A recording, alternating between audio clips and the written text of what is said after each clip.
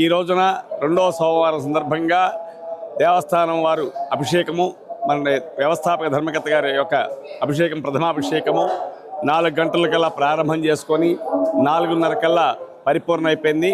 తర్వాత భక్తులందరికీ కూడా 4:30కే ఈ రోజున దర్శనం ఇవ్వడం జరిగింది. కాబట్టి ఈ దర్శనానికి వచ్చే భక్తులు ఈ రోజున చాలా అధికంగా ఉన్నారు. కానీ భక్తులకు ఎలాంటి అసౌకర్యం కలగకుండా అన్ని ఏర్పాట్లు చేయడం జరిగింది. కావున అభిషేక మండపంలో అభిషేకాలు జరుగుతున్నాయి. లోపల చేసే విధానం తక్కువ ఉంది కాబట్టి అందరి ఫ్లోటింగ్ తట్టుకోలేక వెనక అభిషేక మండపంలో అభిషేకాలు చేయించుకుని అదే టికెట్ మీద స్వామివారి దర్శనానికి వస్తారు. 200 రూపాయల టికెట్ శీఘ్ర దర్శనం జరుగుతుంది. 100 రూపాయల దర్శనం వచ్చే దర్శనం జరుగుతుంది. అలానే ఉచిత దర్శనాలు కూడా జరుగుతున్నాయి శ్రీ స్వామివారికి. తర్వాత మధ్యాహ్న కాలం స్వామివారికి 1:30 స్వామివారికి మళ్ళీ అలంకరణ జరుగుతుంది. స్వామివారి మహా నివేదన మంత్రపుష్ప నీరాజన మంత్రపుష్పాలు జరుగుతాయి. తర్వాత యథాప్రకారంగా మళ్ళీ 1 గంట రెస్ట్ ఇచ్చి స్వామివారికి మళ్ళీ యథాప్రకారంగా మళ్ళీ దర్శనాలు జరుగుతాయి. అభిషేకాలు అయితే పరిపూర్ణ అయిపోతాయి. అభిషేకాలు ఉండవు మధ్యాహ్నం నుంచి.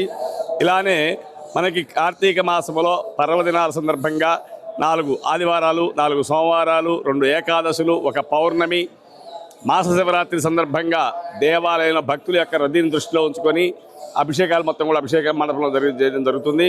కావున ప్రతి ఒక్క భక్తులు కూడా శ్రీ స్వామివారి దర్శనం చేసుకొని స్వామివారి కృపపాత్ర కావాల్సిందిగా కోరుతూ ఉన్నాం. కోటప్పకొండ దేవస్థానం.